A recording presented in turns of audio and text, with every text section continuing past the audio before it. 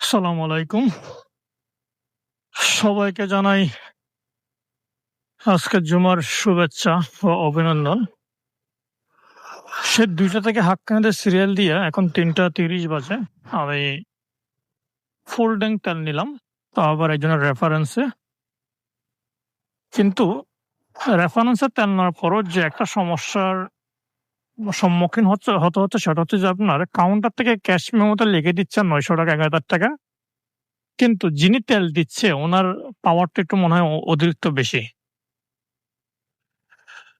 অতিরিক্ত বেশি এই কারণেই বলতেছি, উনাকে স্লিপ দেওয়ার পরেও যে উনার যে মুখের যে ব্যবহার, উনি তেল দিবে না এই সেই, কাউন্টারে যান।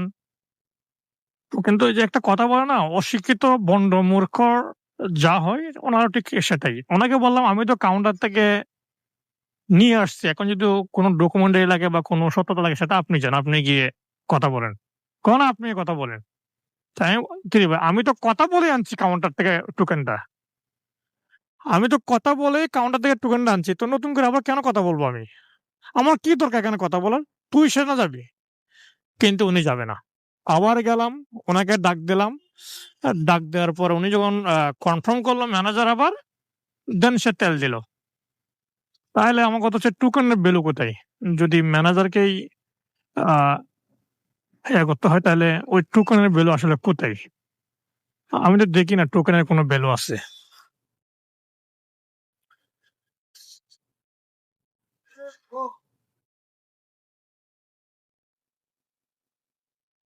আসসালামু আলাইকুম। ভাই কষ্ট দিলাম মনে হয় ভাইকে।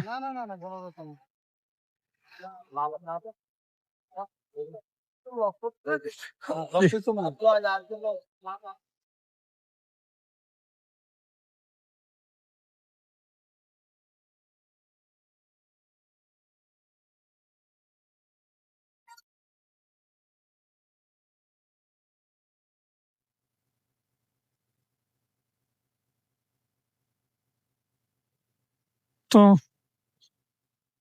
৳৯০০ দিয়ে ফুল ট্যাংক করলাম। আই মিন ট্যাংকে আরো তেল ছিল। রাইড অন করলাম। অন করার সাথে সানগা আবাসিক একটা রিকোয়েস্ট ঢুকলো। উনি ব্যাপারীপাড়া থেকে যাবে সানগা আবাসিক। উনাকে ড্রপ করে দিয়ে আমি বদ্দাহাটের কাজ সেরে আবার চলে আসবো ব্যাপারীপাড়াতে রাইডবিহীন। কারণ আমার ব্যাপারীপাড়ায় একটা প্রোগ্রাম আছে। প্রোগ্রামে অ্যাটেন্ড হবে।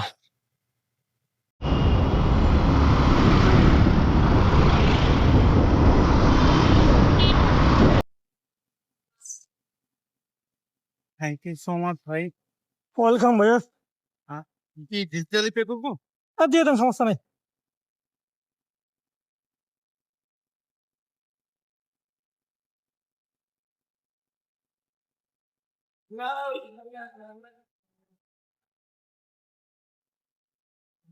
ওটিটি বিকাশ নাম্বার থেকে জিজ্ঞেস ভাই, লাস্টে ডাবল পড়ে যেটা কল দিছিলাম।